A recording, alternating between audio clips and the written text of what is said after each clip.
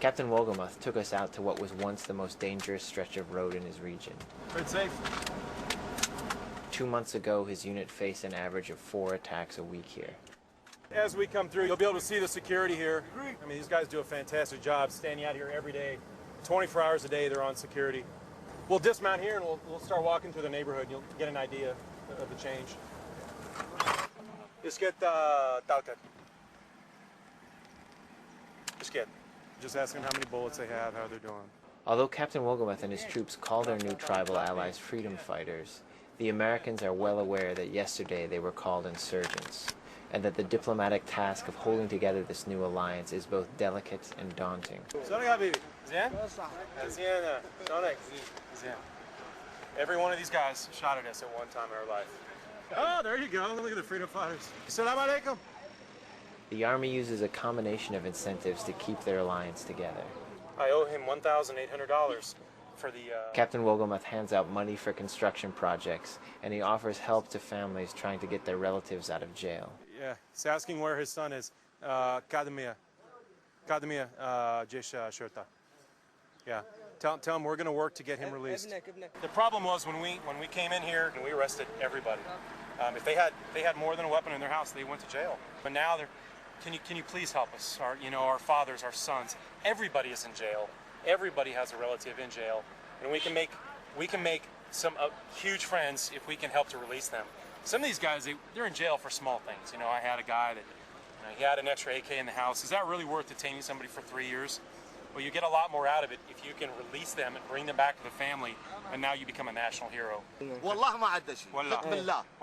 والله ما عنده شيء. والله يعني بريء هو Captain Wolgamoth says the reconciliation strategy is working in Taji and other parts of Iraq. He claims there is one man to thank for that. Sattar Abu Risha, a living legacy in his own right. He probably better known as Lawrence of Arabia to the Americans. His legacy is what allowed this to happen in a lot of different places. I mean, it's happening in Amaria, they got freedom fighters, in Abu Ghraib, they got some freedom fighters, and they all say it's generally because of that, because he was the first one to really do it. The major sticking point is trying to get the government of Iraq to buy into groups of armed Sunnis so close to Baghdad. The Shiite-dominated Iraqi government has fiercely criticized the U.S. military's reconciliation process. Saad Mutalebi, Prime Minister Maliki's head negotiator working with former insurgents, worries that the U.S. is strengthening factions that threaten the government in Baghdad. You bring a small crocodile at home and you think you're going to turn this into a pet. Crocodile will never be a pet. That crocodile will grow and then becomes a monster within the house. In some places, the Iraqi government is effectively blocking the Americans' efforts. The tribal alliance that was supposed to secure Abu Ghraib fell apart in August after the Iraqi government refused to hire the Sunni militia members into the police force. As our appointment with Abu Risha in Ramadi approaches, we are told by his lieutenants that his plans have changed. 5 days have passed and he is not in Ramadi, waiting for the terrorists. He is in Dubai on a business trip. Sheikh Ali Hatem from the Dulaimi tribe, the largest and most important tribe in Anbar, has an explanation for Abu Risha's absence. He says that Abu Risha is no longer welcome in Ramadi. Ali Hatem says that Abu Risha is not the leader of all the Arab tribes of Iraq, but claims he is a con man who has received millions of dollars in construction contracts from the Americans, who have tried to turn him into a symbol of their success.